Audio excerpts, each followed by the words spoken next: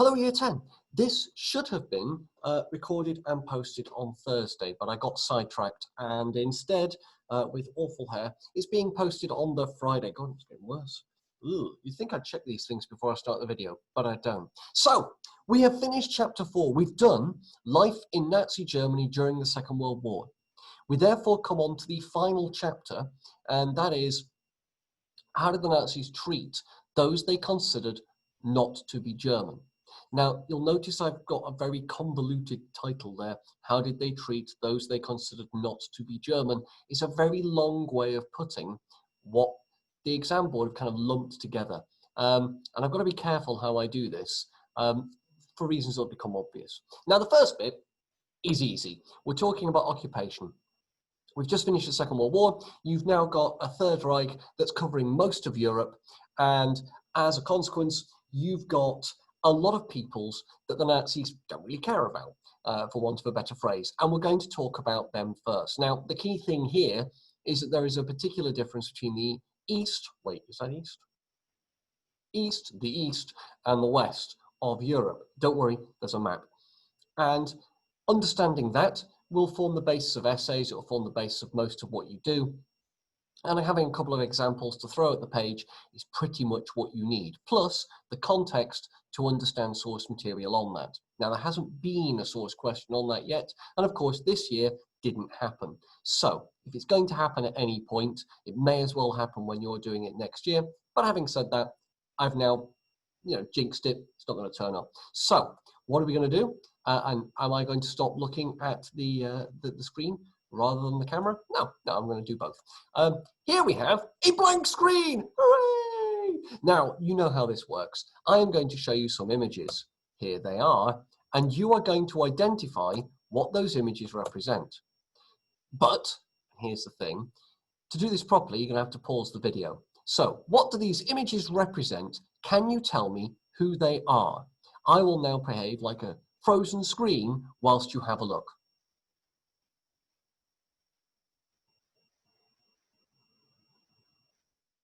With any luck, you have paused in that moment. Let's go through these. The top left, we always start with the top left. How did these people respond to Maxi Rule? Who were they? Well, the top left is Oskar Schindler. And of course, he was the guy who saved a whole bunch of Jews, like 1,200 of them, during the Holocaust by protecting those working in his factory. The image itself is taken from a film about that made by Steven Spielberg. So, all right, it's not actually Oskar Schindler, but I figured, well, I didn't figure, Mr. Poplawski figured films often give you a better view, and he's not wrong. Okay, top right, what's going on there? It is, of course, the Bielski Partisans. That was from a film. Mr. Poplawski will be able to tell you more about the film. But it's about the Bielski Partisans, a group of Jews who hid from the Nazis in the forests of Poland and conducted sabotage missions. 1,236 Jews survived the war under their protection. So in other words, they're an unofficial army fighting for the good of people in their own country and those they consider to be part of their own country, who later turn out to be quite important in the grand narrative. The bottom left, this is hard. I doubt you get this. I didn't know this before Mr. Poplawski found it. Oh, it won't work if I don't. There we go. It's Andre and Magda, his wife, Trocmé. Trocmé was a Protestant pastor in Vichy, France, and a pacifist. He helped hide Jews, mainly children, from the authorities and saved over 5,000 lives. Now, he's in the West. He's in France. He's arrested for his work. The Nazis find out what he's been up to. And he is, briefly, in prison. And that's it. He's let go on compassionate grounds. We'll come back to that. The final one is Coco Chanel. You are right. But wait, she's just a fashion designer. Yeah, and a perfume maker, don't forget that. She befriended the Nazi occupiers of France and had a romance with a Nazi intelligence officer. People fall in love. The only woman on the show. Some say she was merely a sympathizer, i.e. she sort of fell in with them because she felt she kind of had to and then found they were nice people. Others claim she became a spy for the Nazis against the French people. Now, there is evidence that she was trying to get rid of Jews on the board of her company and used the Nazis to try and achieve that. She failed, by the way, but it could have shown her intentions. It's interesting that not only is she in the West, but she's also the only female we've got on our examples. Make of that what you will. But there we go. How do these people respond to Nazi rule? There are a bunch of different ways. There's a German who responds to Nazi rule by protecting Jews. There are Polish people who go to war and protect Jews. There's a pacifist Frenchman who uses religion to oppose the Nazis and save Jews. And there's Coco Chanel, who doesn't really affect the war any great deal, but seems to have the intention to have a go at Jews and Judaism. So you've got different ways of responding to Nazi occupation. If you're very clever, you'll already be thinking how to typify each of these responses. Don't worry. Now there comes the task. On the Show My Homework, you will find a PowerPoint that is not this PowerPoint. It's called Resources. On that Resources, you will discover these cards. There are 20 of them, 5 times 4, yeah, 20 of them, 20 cards. Now, ideally, you'd print these off on A4 and you'd print the map that's about to appear off on A3. On A3, and then use these cards to stick on the A3 sheet. Where you're in school, that's how we do it. Trouble is, of course, we're not in school. You might not have a printer that's available to print off on A3. So here's what I suggest. If you take these cards and you half the text size, so whatever the text size is on your version, just put in half of that in the font size, and then make the squares half the size, so they fill half the sheet, like A4 size, A5 size, then go sideways. Hang on. Go that way. No, that way. Squish them up that way rather than squishing them up that way, so like half the sheet that way. Not only is it easier to do because there's 4 rows rather than 4 columns rather than 5 rows, it will also make it easier to get in terms of a full-on A5 sheet. So if you can't get an A3, make this smaller. All will become clear. So, what did the Nazi rule mean for the people of Europe? Get rid of my face again. That's what it means, get rid of my face. No, it doesn't mean that at all. Task 1 is to read through the cards in this PowerPoint, or rather on your version of the PowerPoint. Then decide whether they apply to people in Eastern Europe or Western Europe. In a lesson you'd have about 5 minutes, it generally takes 10. Task 2 would be to organise your cards into the following themes. Oppression, that is, the removal of a culture or targeting people for extermination. Resistance against the Nazis, that is, doing something about it. Remember we talked about opposition. Resistance is taking active opposition. Or collaboration with the Nazis. There's a thinning line between love and crime, and in this situation, there's a thinning line between love and crime and collaboration. It's a Pet Shop Boys song called In the Night, which is about, actually, a group of poets in France called the Zazou, who, well, ended up not exactly being collaborators with the Nazis, but in not opposing them and allowing them to operate, they kind of did collaborate with the Nazis. Keep that in mind. Collaboration doesn't have to be active. Now, in a lesson you have about 10 minutes. Usually I put these 2 tests together, so it doesn't take as long, I don't think, as the first one, because it's easier to work out the motivations. That said, there are sets where this takes 5 and 10 minutes. So either way, you've got about 15 minutes to do both tasks. Task 3 is to stick them onto your version of the A3 map of Europe, though of course, in your case, it can be whatever size you print it off at. And the idea is that that map of Europe will actually form the basis of your organisation for task 2 and will help out with task 1. The next step would be to look at what the differences are between East and West, and who do you think suffered more, and why do you think that is the case? So you've got this card on your resources. I'm not going to pause too long here. Here is that map. Germany is in the center of Europe. Mr. Poblowski's done his level best here with the stretching of the image to make it exactly central. It's not quite work, but there's no way of making it work exactly if you want to include the whole of the Soviet Union. So it's as good as you're going to get. Here is the Third Reich. You will notice that it has the occupied territories of the Low Countries as part of that country and most of Poland. More on that in a moment. This therefore is the Third Reich. Here is the USSR. These were the old countries. The Nazis never really got around to rejigging them as much as they'd hoped. There was something called different times government, those commands, but they're not noted on this particular map. It's actually an early map of where the Third Reich was. But the point is this. Everything on this side of this line is what we call Eastern Europe. And these two countries, Slovenia and Croatia, also count as part of Eastern Europe. The dividing line sort of goes here. You've got Scandinavia, that doesn't count as West or Eastern Europe. Then you've got Western Europe, Holland, the Netherlands, Belgium, Luxembourg, France. Switzerland's down here, but for weird reasons, it's not picked out properly. Spain never really occupied, so it's not a thing. The Channel Islands, that's part of Britain, that'll count. So Western Europe is much smaller than Eastern Europe. And the map is there to help. You'll notice at the top, you've got oppression, targeting a culture or a people. Then you've got resistance. Then you've got collaboration. So you will pause the video at this point and you will have a go at the task with your own cards. Best of luck. Take around about 20 minutes to sort it all out, put it in the right place, think what the differences are and what that means in terms of suffering. All clear? Good. Pause the video here. I will freeze the screen like, I don't know, everything's locked up. And then when you're ready, come back to this video and we'll talk about the answers.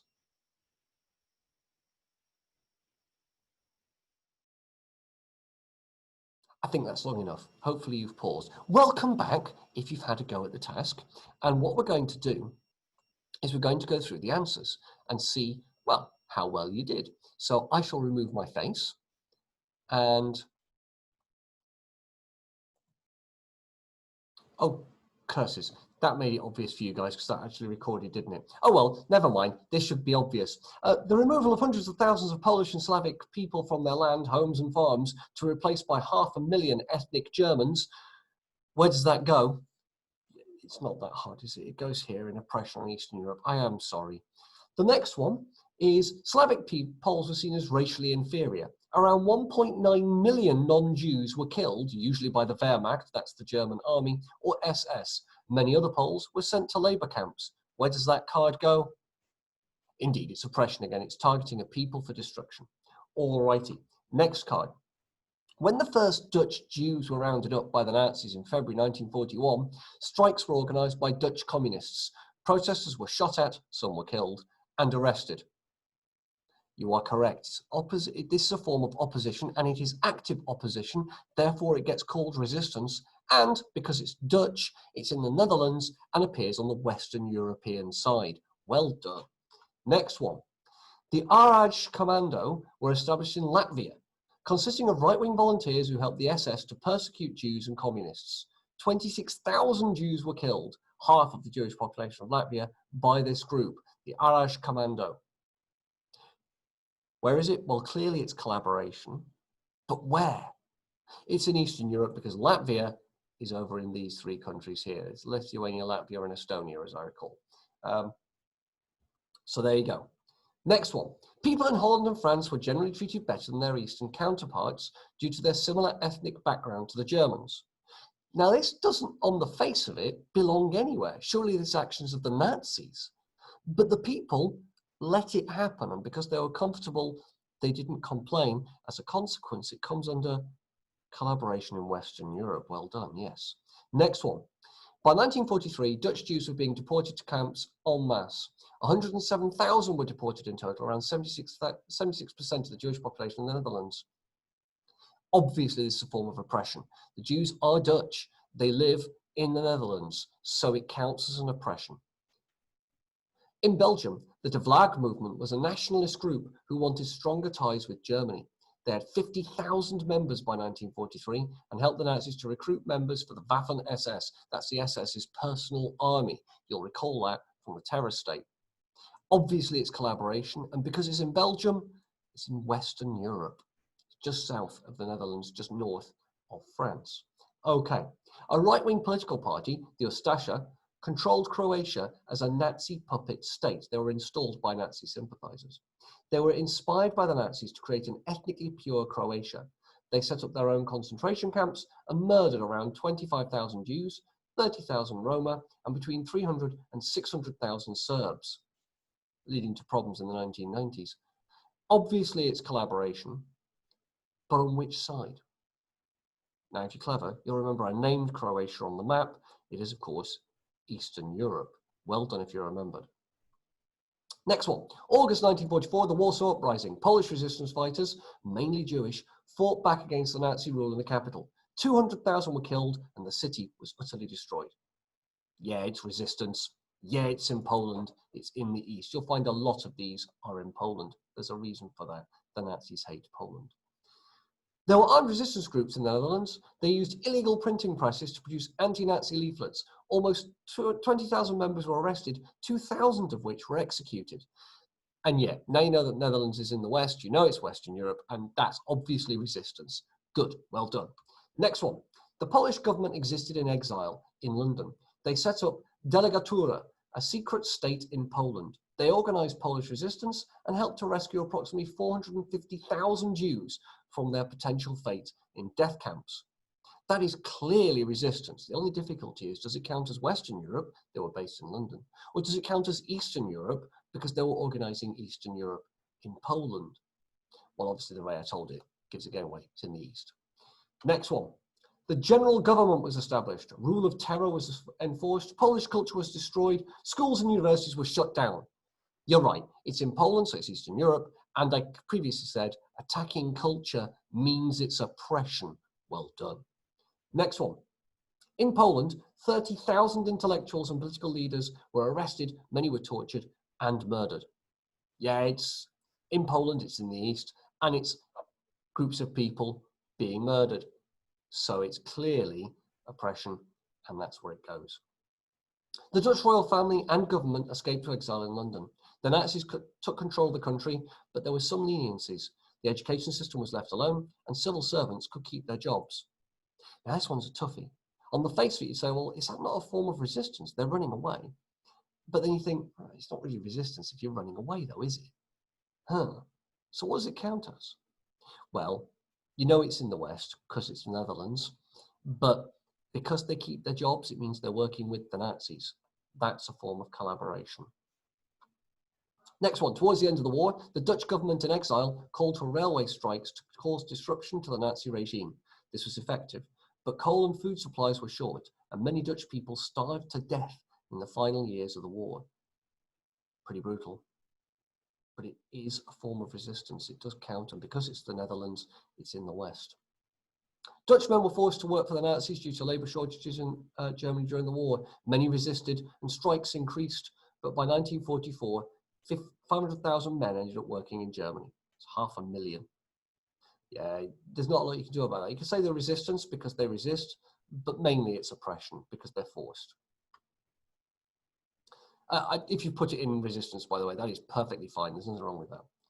Bielski partisans, a group led by the Bielski brothers, they escaped to ghetto and survived for 2 years in the forest. They conducted sabotage missions, and 1,236 people survived the war under their protection because they were Jews, you see. Yeah, it's obviously resistance. We opened with that. And it's Poland, so you know full well it's in the East. One more to go, I think.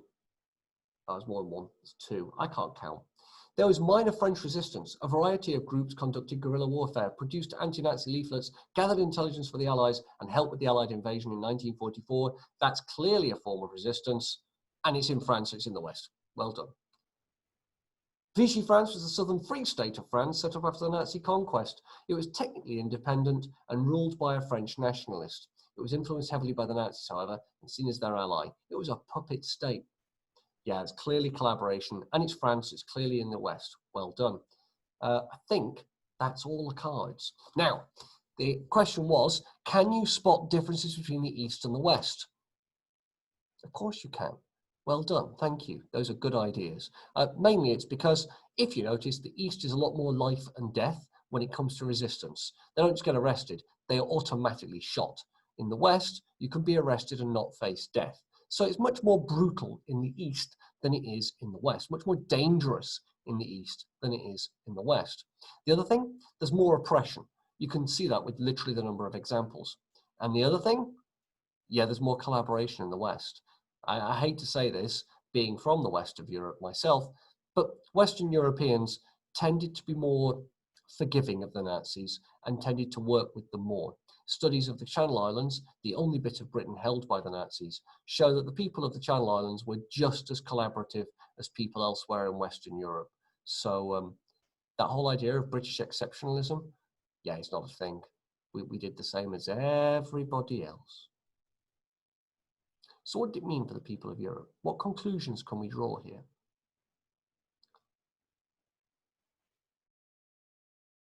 I don't know why LEG is there. Mr. Pop knows. I've forgotten. He did tell me it was vaguely amusing. That's why I left it in. But my brain has deserted me. So, countries in the East were treated more harshly than in the West. It's literally what I just said. But now you've got it here so you can write it down and make sense of it. Secondly, there were no death camps or Einsatzgruppen. You don't need Einsatzgruppen squads. That's, what do you call them? Einsatz. Emergency squads in the West. But Jewish people were sent to the ones in the East. So don't think that the West somehow escapes blame for the Holocaust because there were no death camps. That's not how that works. You know, I think, if you're in my set, the story of the Einsatzgruppen and my own semi-personal connection, or not, I don't really know, I can't prove it, but my Uncle Mike, who wasn't an uncle. Culture was less targeted in the West. Remember, the Nazis believed in that hierarchy of races, and they believed people in the West were generally bearers of culture and therefore were okay. In the East, they believed they were Untermensch and destroyers of culture, and therefore anything they had raised as culture needed to be destroyed for the good of culture elsewhere. So they often destroyed anything cultural in the East while leaving stuff in the West largely alone. The West was treated more leniently if they collaborated. If they worked with the Nazis were nicer to them. Examples of collaboration in the East usually involved nationalists helping the Nazis to target Jews, and in turn getting shivved by the Nazis. The hardly sympathetic figures, people like the Ustasha or the Heavies, but they tend to get their comeuppance by Nazis or the people that follow. If you get a chance, when you're old enough and with parental backing, you should watch the film Come and See, which is a Belarusian film about, or Belarusian, ooh, pronunciation games, about the Second World War. It is a brutal film and one of the cleverest I've seen that shows war. In it, it has some Heavies, that is Ukrainians that joined the Nazis in an effort to get liberation for Ukraine from the Soviet Union, and probably threw their lot in with the worst possible people without realizing that's what they were doing at the time. And slowly but surely, they've been drawn into the horrors. And as a consequence, they join in with the horrors because they recognize that if they don't, they're next. And there's a scene that is awful. Be very careful if you do decide to watch it, where they burn down a village and the Heavies, the translators, nearly end up killed in it. And they recognize that. At the end, they turn on their Nazi masters, but it doesn't save them. Everybody gets killed by the partisans. I'm not ruining the film by telling you any of this, but it explains quite brutally and openly how that can go down and why collaboration is the way it is. So in the East, the collaborators tend to be nationalists and tend to be not nice people themselves. In the West, there are nationalist collaborators, but most people tend to collaborate, and most people aren't awful. Both sides have plentiful examples of resistance. There were 4 in the West and 3 in the East, but if you notice, the ones in the East were bigger. So I hope I've balanced that. In the East, it's perhaps more life and death, more dangerous to resist than it is in the West. Why? Why are these differences there? Well, first of all, from the Nazi point of view, there are more Jews in the East. As a consequence, they're just more brutal in the East than they are in the West. They're much more concerned with stamping out Jewish influence where there's a Jewish influence. And it seems there are more Jews numerically in the East. Of course, culturally, you could argue they're just as powerful anywhere anywhere is. People are powerful culturally regardless of what they do. I don't have to single out any particular group of people to point that one out. So don't think I'm being somehow anti-Semitic here. I used the term they, I talked about Jews, but I could have been talking about literally any group. So my point being, numerical size doesn't necessarily translate to cultural impact. The Eastern peoples seen ethnically inferior. We talked about this, the hierarchy of races. And Hitler had previously said he wanted Lebensraum in the East. Remember that thing? War is the most natural thing. All struggle is war. We turn our eyes to land in the East. The Nazis have been talking about invading the East for a very long time, and they assumed it was empty of anything worthwhile. So remove the people that live there, and then you can have farms. The conflict in the East was much more brutal. It was a much more monumental and dirty war. I think I explained that in a previous lesson. If you want the posh way of saying that for an essay, it's a more severe theatre of conflict in the East. And thank you, Mr. Bobrowski, for those words, because they're better than I would have put it. You could argue there's more compliance and acceptance of Nazi rule in the West. I wouldn't put a question mark there, but I can see why it exists. Oh, sorry, I should leave that up a bit longer. There you go. I'll just pause it for a bit in case you haven't had a chance to watch it.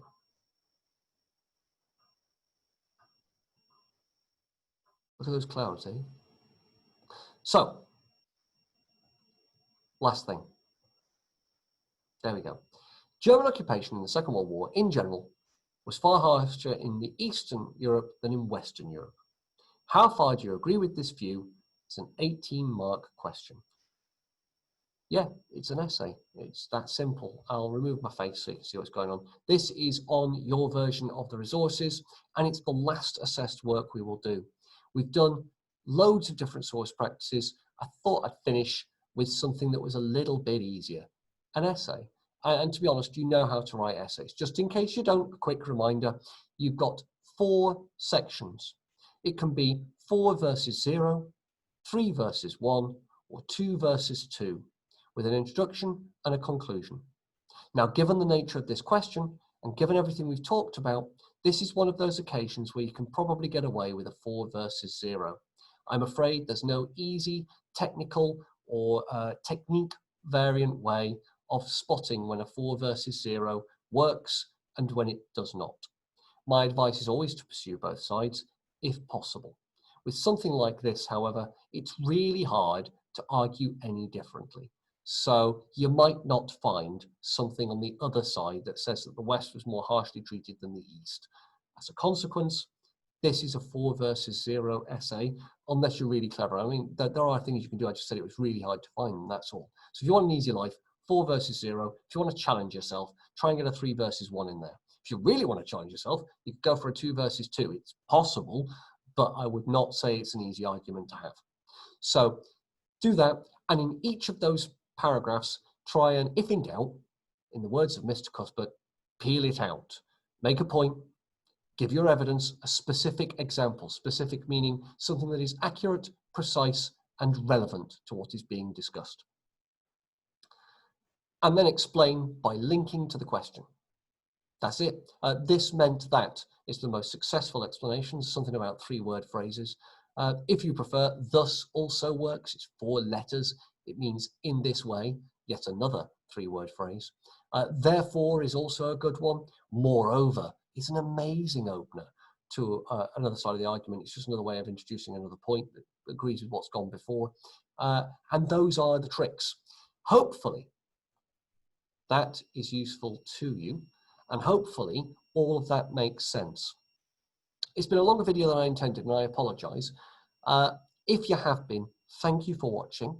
Good luck with the tasks, though by this point, I guess you've done them. Good luck with the essay, therefore. I look forward to reading it. You'll notice that the deadline is on the last Wednesday before the end of term. In that last week, I will probably suspend normal lessons, but we'll see how we go. It depends how far we get. On Monday, I will launch or rather, might not be Monday when you get these. The next lesson, the next 2 lessons that will come through will be the ones on the Jewish Holocaust. It'll probably take a lesson and a bit.